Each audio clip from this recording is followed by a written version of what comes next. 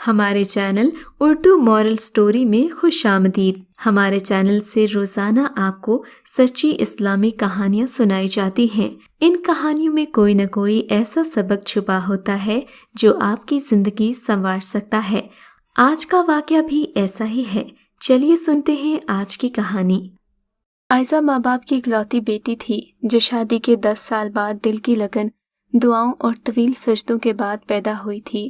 ماں باپ اس کی اسی وجہ سے بہت قدر کرتے تھے اور اس کی ہر فرمائش پوری کرنے کی کوشش کرتے۔ ایک شام عائزہ نے اپنے والد سے اپنی خالہ کے گھر جانے کی فرمائش کی۔ قائد اعظم انٹرنیشنل ایئرپورٹ پر خالہ کی پوری فیملی ان کے استقبال کو موجود تھی۔ روحا عائزہ کی کزن، اس کی ہم عمر، اور بھائی شایان اس سے 2 سال بڑا تھا۔ عائزہ یہاں آ کر بہت خوش ہوئی تھی۔ خالہ اور امی شامل نہ ہوتے تو یہ تینوں روزانہ ہی گھومنے نکل جاتے، لیکن اس سب کے باوجود ان لوگوں نے کوئی ہوٹل یا ریسٹورنٹ ایسا نہیں چھوڑا جہاں یہ گھومنے پھرنے نہ گئے ہوں۔ پھر عثمان علی خان کے کاروباری دوست، خصوصاً اکرم احمد، جو عثمان علی خان کے دوست ہی نہیں بزنس پارٹنر بھی تھے، کراچی کی برانچ انہوں نے ہی سنبھالی ہوئی تھی۔ وہ کبھی لاہور میں ان کے پڑوسی رہ چکے تھے۔ ان کے یہاں دعوتوں کا سلسلہ بھی تھا۔ دوسری طرف ہر گزرتے دن کے ساتھ شایان عائزہ سے متاثر ہوتا جا رہا تھا۔ ایک شام موسم بے حد خوشگوار تھا، آسمان پر ہلکے بادل چھائے ہوئے تھے۔ وہ تینوں لان میں چائے پی رہے تھے کہ اسی لمحے عثمان علی خان کی اکرم احمد اور ان کے بیٹے کے ساتھ وہاں آمد ہوئی۔ ان کا بیٹا آریان چند روز پہلے ہی MBA کر کے امریکہ سے واپس آیا تھا۔ انہیں دیکھ کر سب تعظیماً کھڑے ہو گئے۔ عائزہ آریان کو دیکھ کر چونکی ضرور تھی لیکن خود ہی سنبھل گئی۔ بابا نے سب کا تعارف کروایا، جبکہ آریان وہیں ان کے پاس بیٹھ کر باتیں کرنے لگا۔ وہ عائزہ کو بھی بڑی دلچسپی سے دیکھ رہا تھا۔ عائزہ کی عادت تھی کہ وہ خود کو ہمیشہ دوپٹے میں لپیٹے رکھتی تھی۔ میں شایان، میری بہن روحا، اور یہ میری کزن ہے عائزہ، عثمان انکل کی بیٹی۔ شایان نے آریان سے سب کا تعارف کروایا۔ تم عائزہ ہو؟ اب حیران ہونے کی باری آریان کی تھی۔ مائی گاڈ، جب میں امریکہ گیا تھا تو تم اتنی سی تھیں، اور اب تو کافی خوبصورت ہو گئی ہو بھئی۔ کئی سال مغربی ماحول میں گزار کر آنے والے آریان نے یوں بے باکی سے عائزہ کی تعریف کی تو شایان کی پیشانی پر بل پڑ گئے اور عائزہ کی پیشانی عرق آلود ہو گئی۔ سوری، میں کچھ زیادہ ہی بول گیا، وہ شرمندہ ہو کر بولا، اور پھر ماحول کی کشیدگی کم کرنے کے لیے روحا ہنس کر بولی، آریان بھائی، آپ امریکہ کتنے سال رہے؟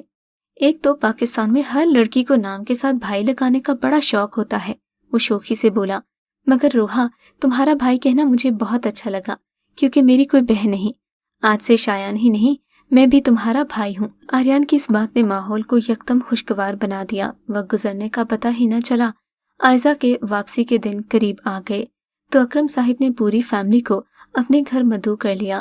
آریان ان کی اکلوتی اولاد تھا، جبکہ ماں کا سایہ ان کے سر سے اٹھ گیا تھا۔ اس وقت عائزہ 5ویں میں تھی جب اکرم صاحب لاہور میں ان لوگوں کے ساتھ ہی رہا کرتے تھے۔ عائزہ اور آریان کی اچھی خاصی دوستی تھی۔ پھر بیگم اکرم کے اچانک دنیا چھوڑ جانے سے دونوں باپ بیٹے بے حد اپسٹ ہوئے۔ پھر انہوں نے بیٹے کو امریکہ پڑھنے بھیج دیا اور خود لاہور سے کراچی شفٹ ہو گئے، جہاں پر ان کی بیگم کی یادیں بکھری ہوئی تھیں۔ عائزہ اپنے دوست سے بچھڑنے پر بہت روئی تھی، کئی دن بے چین بھی رہی تھی، اور آج جب آریان بہت سالوں بعد ایک وجیح اور خوبرو نوجوان کے روپ میں واپس آیا تو اسی پہلے والی بے تکلفی کے ساتھ عائزہ سے بات کرنا چاہتا تھا، لیکن عائزہ کو اس کا سامنا کرنے سے حجاب آتا تھا۔ اس کی پرورش اسلامی خطوط پر ہوئی تھی۔ وہ مخلوط تقریبات میں شرکت کرنے سے گریز کرتی تھی، اور پھر وہ غیر معمولی خوبصورت تو نہیں تھی، لیکن بے داغ اور پرکشش رنگت میں دوپٹے سے ڈھلکے سر کے ساتھ وہ بے حد دلکش نظر آتی۔ اکثر اس کی یہ سادگی اسے سب کی توجہ کا مرکز بنا دیتی، اور پھر اس کی عاجزی، انکساری اور لبوں کی دھیمی مسکراہٹ عائزہ کی شخصیت کے وہ پہلو تھے جو اسے ہر جگہ نمایاں کر دیتے۔ وہ سب لوگ اکرم صاحب کے بنگلے پر پہنچے تو آریان بے تابی سے گیٹ پر ٹہل رہا تھا۔ وہ عائزہ کو گاڑی سے اترتے دیکھ کر بے قراری سے آگے بڑھا۔ آریان نے بے تکلفی سے عائزہ کی طرف ہاتھ بڑھایا۔ ایک لمحے کے لیے وہ پریشان ہوئی، مگر دوسرے ہی لمحے اس کے ہاتھ کو نظر انداز کرتے ہوئے اطمینان سے بولی، السلام علیکم۔ آریان کھسیانہ سا ہو گیا، سوری، امریکہ میں رہ کر سب سے ہاتھ ملانے کی عادت ہو گئی۔ مگر آریان بھائی، अब आप अमेरिका से वापस आ जाइए और आंख खोल कर देखिए कि ये पाकिस्तान है और यहाँ हमारी कुछ मजहबी हुदूद व क़यूद हैं। रूहा भला कहाँ छोड़ने वाली थी। बिल्कुल बिल्कुल, मैं बहुत जल्द यहाँ के रंग में रंग जाऊंगा, आर्यान जल्दी से बोला। और फिर सारा वक्त आयशा आर्यान की नजरों के हिसार में रही, जो उस वक्त उलझन में मुब्तला तो कर रही थी मगर वो खुश थी। आर्यान की कुछ कहती निगाहें उसके दिल से मुकालमा कर रही थीं। उसे आर्यान से मिलकर अजीब सी अपनायत का एहसास हुआ था। और फिर लाहौर रवाना होने से पहले एक सादा सी तकरीब में आयशा को आर्यान के नाम की अंगूठी पहना दी गई, जिसमें आर्यान की खुशी के साथ साथ आयशा की मर्जी भी शामिल थी। लेकिन उसे लगा कि खाला के घर में कोई भी इस रिश्ते से खुश नहीं था। मलाल के रंग सभी के चेहरों पर नुमायां थे। आखिर आयशा ने पूछ ही लिया, रूहा लगता है तुम लोग मेरी मंगनी से खुश नहीं हुए? अरे ये किसने कहा? बस हमें ये फिक्र है कि आर्यान भाई बहुत साल अमेरिका रहकर आए हैं, मगरबी तर्ज जिंदगी के दिलदादा हैं, और तुम ठहरी सीधी सादी मशरकी लड़की। तुम देखना मैं किस तरह उन्हें अपने रंग में रंग लूंगी। मोहब्बत का जादू तो सर चढ़कर बोलता है। मुझे यकीन है मेरी मोहब्बत उन्हें बिगड़ने नहीं देगी, आयशा ने निहायत इत्मीनान से कहा था। जवाबन रूहा ने मसनूही खुशी का इजहार किया था, लेकिन उसके अल्फाज उसकी मुस्कुराहट का साथ नहीं दे रहे थे। वो कैसे आयशा को बताती कि उसने उसके भाई शायान की आंखों से हसीन ख्वाब छीन लिए थे, उसके दिल की दुनिया वीरान कर दी। उसके भाई के दिल की दुनिया बसने से पहले उजड़ गई। आयशा का झुकाव आर्यान की तरफ देखकर उसके भाई ने इस मौजू पर बात करने से सबको सख्ती से मना कर दिया, क्योंकि उसे अपने जज्बों की बेतौकीरी पसंद नहीं थी। क्योंकि आयशा और उसका मुआशी मुकाबला न था। शायान उसे वो सब कुछ दे ही नहीं सकता था जो आर्यान की रफाकत में मिलता। महल जैसा घर, नौकर चाकर, शाना शौकत। आयशा जिसकी आदि थी वो जानता था। माया को माया खींचती है जो उनके घर की बांदी थी। आयशा की वापसी लाहौर हुई तो ठीक 1 माह के बाद उसकी शादी हो गई। शादी के बाद आयशा और भी ज्यादा खूबसूरत हो गई। उसके अंग अंग से खुशी फूटती थी। उसका मामूल था वो सुबह जल्द उठ जाती, नमाज पढ़कर लॉन में टहलने निकल आती और फिर कुछ देर कुरान शरीफ की तिलावत करती। फिर अपने सास ससुर के कमरे में आ जाती, जो एक सही मानों में बाप की तरह शफीक थे। वो भी नमाज पढ़कर उसके इंतजार में बैठे रहते। हालांकि नौकरों की कमी नहीं थी, लेकिन आयशा को अपने ससुर और शौहर का काम अपने हाथों से करना अच्छा लगता था। शुरू में आयशा ने आर्यान को भी सुबह सवेरे उठाने की कोशिश की, मगर जब उसका मूड बिगड़ने लगा तो उसने उसे उसके हाल पर छोड़ दिया। बल्कि उसे आयशा का ये मामूल भी बुरा लगता। उसे उसका सुबह सुबह उठकर नमाज पढ़ना सख्त अजीब लगता था। वो इन बातों का आदी नहीं था, मगर फिर वो कब तक चुप रहता। एक दिन उसने आयशा से कह दिया कि जब तक मैं कमरे से बाहर ना निकलूं तुम भी बाहर नहीं जाओगी। आर्यान की बातें सुनकर आयशा दुखी हुई थी, मगर वो नहीं चाहती थी कि कोई मामूली बात भी दोनों के दरमियान रंजिश का बायस बने। उसका वो सारा दिन बेचैनी में गुजरा। इकराम साहिब की नजरों से उसका ये उदास चेहरा परेशान न रह सका, लेकिन वो अपने ससुर को भी कुछ बता नहीं पाई थी। इकराम साहब बगैर जाने ही समझ गए थे कि उनके बेटे का मॉडर्न तर्ज जिंदगी आयशा के मजहबी रुझान को बुरी तरह नुकसान पहुंचा रहा है। इन्होंने अपनी बहू को तसल्ली दी कि वो भटका हुआ मुसाफिर है, कभी न कभी ठीक हो जाएगा। आयशा ने अपने ससुर को मना कर दिया कि आप आर्यान से इस बारे में कुछ नहीं कहिएगा। यूं ही दिन गुजरने लगे, लेकिन अब आर्यान हर बात पर एतराज करने लगा। उसे अपनी बीवी का एक सीधा साधा हेयर स्टाइल तक पसंद नहीं था। वो चाहता था कि वो मॉडर्न हेयर कट करवाए और अपने बालों को मॉडर्न कट दे। फिर भी अक्सर व बेशतर वो खफा ही रहता, हालांकि वो उसकी हर बात मानती थी। एक दिन वो शाम को आर्यान के साथ क्लब जाने के लिए तैयार हो रही थी तो आर्यान ने अपनी पसंद का लाया हुआ जोड़ा उसके सामने रख दिया। आज तुम ये पहनोगी। तुम्हारे दकियानूसी जोड़े देख देख कर मेरा तो दिल तंग हो गया है। अल्लाह ने अच्छी खासी शक्ल दी है, मगर तुमने इसे दुपट्टे में छुपाकर सत्यानाश कर दिया है, अपना भी और मेरा भी। इस जोड़े को देखकर आयशा का दिल धक से रह गया। स्लीवलेस बगैर दुपट्टे वाली शर्ट, जिसका गला भी काफी डीप था। आर्यान, मैंने कभी इस तरह के कपड़े नहीं पहने। उसके लहजे में दुख और तलखी थी। तो अब पहन लो मेरी खुशी के लिए। वैसे भी दुपट्टा आजकल कोई नहीं ओढ़ता, तुम ही पर्दे की बोबो बनी रहती हो। आयान, आप चाहे जो भी कहें, मैं ये कपड़े नहीं पहन सकती। آپ کی ناجائز خواہشات کے سامنے سر نہیں جھکاؤں گی۔ نہ جانے کیوں آج اسے بھی ضد سی ہو گئی تھی۔ آریان نے وہ کپڑے اٹھا کر غصے میں دور پھینکے اور تیش میں فلاورز والا واز اٹھا کر ٹھوکر مارتا باہر نکل گیا۔ اس کے جانے کے بعد وہ روتی رہی۔ پھر اسے لگا کہ اس نے آریان کو ناراض کر کے اچھا نہیں کیا۔ اس نے بے دلی سے اس کا لایا ہوا کالا جوڑا پہنا اور پھر خود کو آئینے میں دیکھ کر جیسے گھبرا سی گئی۔ اس نے اس جوڑے سے ہم رنگ دوپٹے کو پھیلا کر اوڑھ لیا۔ جب وہ مون کلب پہنچی تو آریان نے اسے دیکھ کر دوسری طرف منہ پھیر لیا اور ساتھ بیٹھی ایک ماڈرن سی لڑکی سے ہم کلام ہو گیا۔ اس کی بے نیازی پر آئزہ پہلو بدل کر رہ گئی۔ پھر چوں وہ لڑکی دوسری طرف گئی، آئزہ موقع غنیمت جان کر اپنے شوہر کے پاس پہنچی۔ آریان نے اسے قہر برساتی نظروں سے گھور کر دیکھا اور ایک جھٹکے سے اس کا دوپٹہ سر سے کھینچ لیا۔ اف، اتنی تذلیل، وہ بھی بھری محفل میں۔ آئزہ کا دل چاہا کہ زمین پھٹے اور وہ اس میں سما جائے۔ پھر اس سے پہلے کہ سب کے سامنے اس کا تماشا بنتا، وہ تیزی سے مڑی اور اپنی کار میں بیٹھ کر گھر آ گئی۔ پھر ساری رات اس نے روتے روتے گزار دی۔ اب ہر گزرتے دن کے ساتھ آریان تہ در تر اور پرت در پرت کھلتا جا رہا تھا۔ آئزہ اس امید کے ساتھ اور اس سہارے کے ساتھ آریان کی ہر جائز اور ناجائز خواہش پوری کرتی کہ کبھی تو وہ بدلے گا، لیکن اس کا دل جیسے اندر سے مر ہی گیا تھا۔ اس رات وہ حسب عادت رات کو اپنے بال کھولے آہستہ آہستہ انہیں سلجھا رہی تھی جب آریان نے اسے پکارا، آئزہ کل میرے ساتھ کسی اچھے سے بیوٹی پارلر میں چل کر ان لمبے بالوں کو کٹوا کر ایک اچھا سا شیپ دلوا دینا۔ آریان، مجھے اپنے بالوں سے عشق ہے، وہ بے بسی سے بولی۔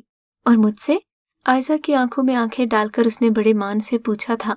جواب میں آئزہ بھیگی پلکوں سے مسکراتے ہوئے بمشکل اس قدر ہی کہہ پائی، آپ کی خواہش ہی میری خوشی ہے۔ آئزہ نے خود پر جبر کر لیا۔ وہ ہر ممکن حد تک بدل بھی گئی، لیکن اس کی خاموشیاں، قربانیاں اور فرما برداریاں اس کے کچھ کام نہ آئیں۔ اس نے سنا کہ آریان ایک ماڈرن گرل کے ساتھ دیکھا جا رہا ہے، وہ عنقریب اس سے شادی کرنے والا ہے۔ اکرام صاحب یہ سب دیکھ کر خاموش رہے۔ وہ آریان کی بیرا روی کی داستانیں سن رہے تھے اور اب تو پانی سر سے اونچا ہو گیا۔ اس رات وہ سوئے نہیں اور جب رات 2 بجے آریان نشے میں چور لڑکھڑاتا ہوا گھر پہنچا تو انہوں نے اسے بیڈ روم میں جانے سے پہلے ہی جا لیا۔ بیٹا، اتنی رات گئے تک کہاں سے آ رہے ہو؟ دوستوں میں تھا بابا، آریان نے بیزاری سے جواب دیا۔ یہ تمہارے کون سے آوارہ دوست ہیں جو رات کے 2 بجے تک اپنا گھر بار چھوڑ کر تمہارے ساتھ رنگ رلیاں مناتے ہیں؟ کان کھول کر سن لو، آئزہ میری بہو ہی نہیں بیٹی بھی ہے، اور پھر یہ وہی لڑکی ہے جس کے لیے تم مرے جا رہے تھے اسے حاصل کرنے کے لیے، اور تمہاری محبت میں بھی خود غرض ہو گیا۔ جانتے بوجھتے ایک معصوم صفت اور وفادار لڑکی کے لیے تم جیسے آوارہ شرابی کو چن لیا۔ اس کی نیکی، اس کا کردار، اخلاص اور فرما برداری میں نے سوچا کہ تمہیں راہ راست پر لے آئے گا، مگر افسوس کہ میں غلط تھا۔ کیا وہ باوفا اس سلوک کی مستحق ہے؟ اس کے صبر کی انتہا دیکھو۔ میں روز یہ تماشا دیکھتا ہوں، اس سے سوال کرتا ہوں، مگر وہ حرف شکایت زبان پر نہیں لاتی۔ کیا میں اندھا ہوں، گونگا ہوں یا بہرا ہوں؟ پاپا، میرا خیال تھا کہ وہ میرے رنگ میں رنگ جائے گی، اپنی دقیانوسیت کے خلاف سے باہر آ جائے گی۔ کون سا رنگ بیٹا، کیسا رنگ؟ بدی اور بے حیائی کا رنگ؟ صاحبزادے، تم جس رنگ کی بات کر رہے ہو وہ کچا رنگ ہے، ناپائیدار اور دوگلا، وہ جھنجھلا کر بولے۔ اب جو بھی کہیں، آئزہ کو اب میں مزید برداشت نہیں کر سکتا اور یہ میرا آخری فیصلہ ہے۔ ٹھیک ہے بیٹا، پھر میرا بھی آخری فیصلہ سن لو۔ آئزہ تمہاری پسند سے اس گھر کی بہو بنی اور ہمیشہ رہے گی۔ بابا جو بھی کہیں، میرا اور آئزہ کا نبھا مشکل ہے، وہ میرے دل سے اتر گئی ہے۔ یہ کہتے ہوئے آریان تیزی سے اپنے بیڈ روم کی طرف بڑھا۔ باپ کا لحاظ ختم ہوا تو آریان کی بے نیازیاں بڑھتی چلی گئیں۔ اس رات آئزہ کو امید سے ہونے کی خبر ملی۔ اسے آریان کا بے چینی سے انتظار تھا۔ وہ سج سنور کر تیار ہوئی تھی، آیان کی پسند کے کپڑے پہنے، بھرپور میک اپ کیا۔ شیشے میں خود کو دیکھ کر اسے اپنا آپ بہت حسین لگ رہا تھا۔ کافی دنوں کے بعد اس نے اپنے اور آریان کے مشترکہ بیڈ روم میں قدم رکھا۔ پورا کمرہ خوشبوؤں سے مہک رہا تھا۔ اسے یقین تھا کہ آریان اس کا یہ روپ دیکھ کر اور پھر اولاد کا سن کر خوش ہو جائے گا، لیکن آریان کی آمد ہوئی تو آئزہ کی آنکھیں حیرت اور صدمے سے پھٹ گئیں۔ اس کے ساتھ وہ ماڈل تانیہ بھی تھی، جس سے دوستی کے چرچے اور شادی کی افواہیں سرگرم تھی۔ آریان، اس کو آپ میرے گھر میں کیوں لائے ہیں؟ وہ نفرت سے چلائی۔ تم کسی اور کمرے میں چلی جاؤ، آج رات کو یہ یہیں رہے گی۔ آریان نے مخمول لہجے میں کہا۔ آریان، آپ نے لمٹ کراس کر لی ہے، اس گندگی کی پوٹ کو لے کر اسی وقت اس کمرے سے نکل جائیں، ورنہ میں اس لڑکی کے ساتھ کچھ کر بیٹھوں گی۔ عائزہ کا سب جواب دے گیا اور اسی لمحے اس کے سسر کمرے میں داخل ہوئے۔ ایک تمانچہ آریان کے منہ پر مارا گیا۔ اسی وقت میرے گھر سے نکل جاؤ اور اس گناہوں کی زندہ تصویر کو بھی اپنے ساتھ لے جاؤ، میں سمجھوں گا کہ میری کوئی اولاد ہی نہیں۔ وہ غصے میں بری طرح چیخے، پھر خود کو سنبھال نہیں سکے اور بیڈ پر جا گرے۔ عائزہ کی چیخیں بھی انہیں زندگی کی طرف واپس نہیں لا سکیں۔ انہیں دل کا دورہ پڑ گیا اور وہ اپنے بے حس بیٹے کو چھوڑ کر اس دنیا سے ہمیشہ کے لیے چلے گئے۔ باپ کی موت سے آریان کے دل پر بھی گہرا اثر پڑا تھا۔ کچھ عرصہ عائزہ بھی اس سے دور رہی تو اسے عائزہ کی قدر آئی۔ وہ اسے منانے واپس اس کے میکے بھی آیا، مگر شاید عائزہ ایک تلخ فیصلہ کر چکی تھی۔ وہ اپنی بیٹی ایک ایسے شخص کے سائے میں نہیں پالنا چاہتی تھی جس کی زندگی کا ایک ایک لمحہ، ایک ایک پہلو گناہوں کے رنگ میں ڈوبا ہوا ہو۔ آریان نے لاکھ اس سے معافیا مانگنے کی کوشش کی کہ تم میرے ساتھ گھر چلو، ایک موقع دے دو، میں تمہیں اور اپنی بیٹی کو زندگی کی ہر خوشی دوں گا، کعبے کے سامنے جا کر معافی مانگوں گا، اللہ کو گواہ بنا کر تم سے وعدہ کروں گا کہ آنے والی زندگی میں میرے ماضی کا کوئی سایہ بھی تم پر اور تمہاری بیٹی پر نمودار نہیں ہوگا۔ عائزہ کے دل میں آریان کے لیے کوئی نرم گوشہ تو نہیں تھا، لیکن جب شوہر کے منہ سے توبہ کا لفظ سنا تو اس کے فیصلے کا رخ ایک لمحے میں بدل گیا۔ واپسی کے سفر کے دوران وہ یہ سوچ رہی تھی کہ اس کا فیصلہ اچانک کیسے بدل گیا۔ پھر دل نے خود ہی جواب دیا، شاید اس نے فیصلہ آریان کے لیے اس کی باتوں پر یقین کر کے نہیں بدلا تھا، بلکہ اپنی بیٹی کے باپ کے لیے بدلا تھا، جو ایک نئی زندگی کے لیے اللہ کو گواہ بنا رہا تھا، جو اپنے گنہگاروں پر توبہ کے دروازے کبھی بھی بند نہیں کرتا۔